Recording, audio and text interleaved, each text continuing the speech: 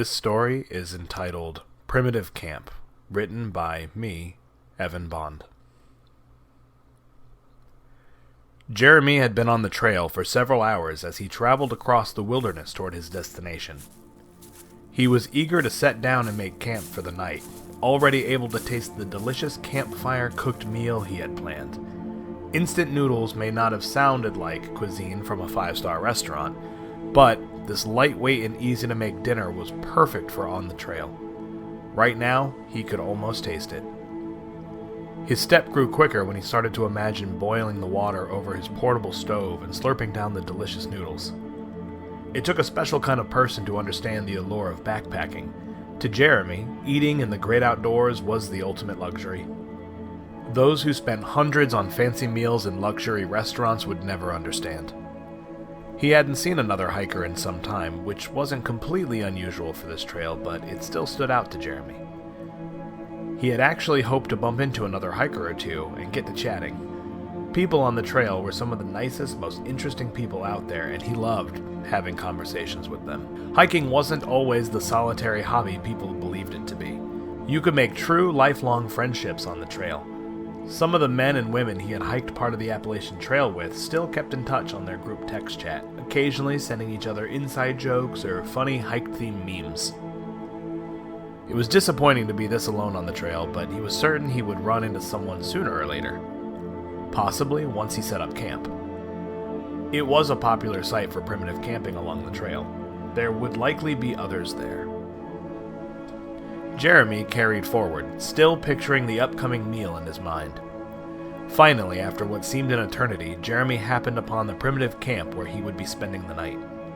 It would feel good to toss his pack off his back and set up his tent hammock for the night. As he ventured forward, he realized the camp was empty, not a single other soul in sight. It may not have been unusual to see someone else on the trail, but this was certainly strange. No matter the time of year, except for maybe winter, there were always people set up here. He was doubtful he was the first to arrive. Most would have been here already. The sun was only going to get lower and lower behind the trees. He started to worry if there was a closure on the trail or the campground that he had missed. Maybe he should have checked the Facebook group before he had set out, but he knew that wasn't the case. There would have been signs on the trail or at the start advising of closures. Plus, he had checked his AllTrails app a few short hours before heading out, and the latest reviews posted that same day had mentioned nothing of it. Not liking that he was the only one at camp, but not having much other choice, Jeremy pulled his pack off and tossed it to the ground. The cool air hit his pack, cooling the patches of sweat there, almost sending a shiver up his spine. Before setting up camp, he decided to wander over to the tree line and relieve himself. All that water on the trail had filled his bladder. Thankfully, there was a water spigot here with potable water for the next leg of the journey. After he was finished, Jeremy went back for his bag, only to realize something perplexing. It was no longer there.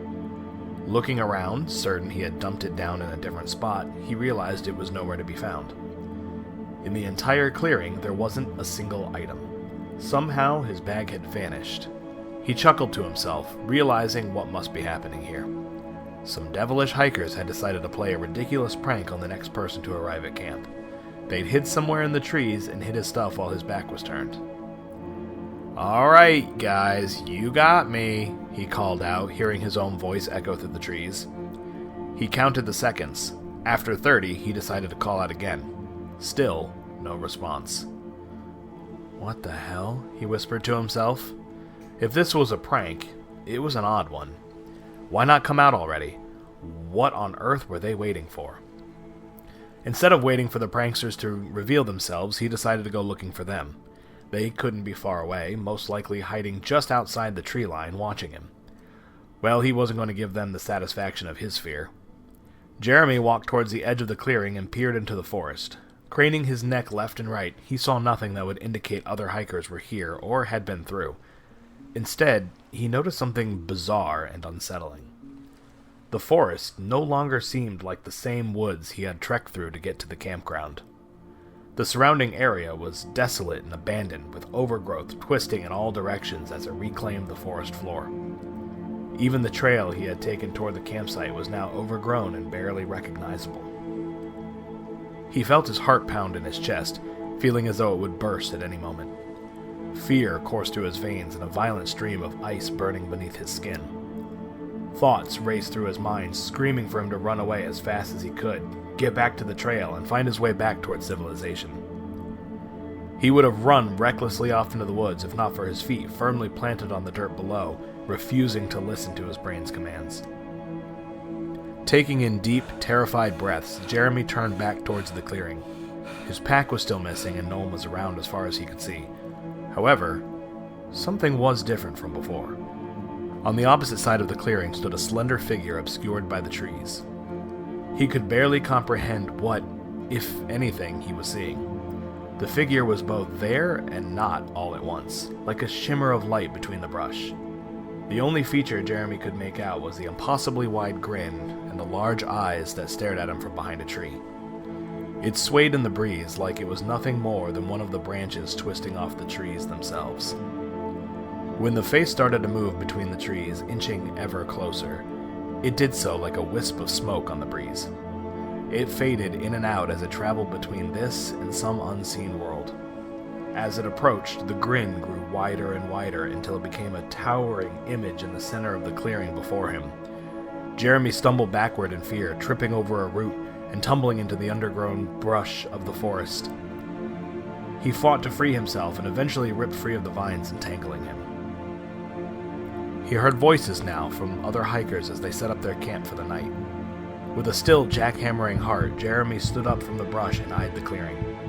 The forest around him had gone back to normal and his pack had reappeared, though he began to wonder if it had been him who had disappeared. And other hikers filled the camp.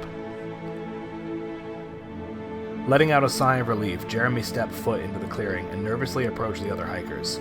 As he neared his pack, his eyes scanned the tree line as he searched for the bizarre creature he had seen only moments ago.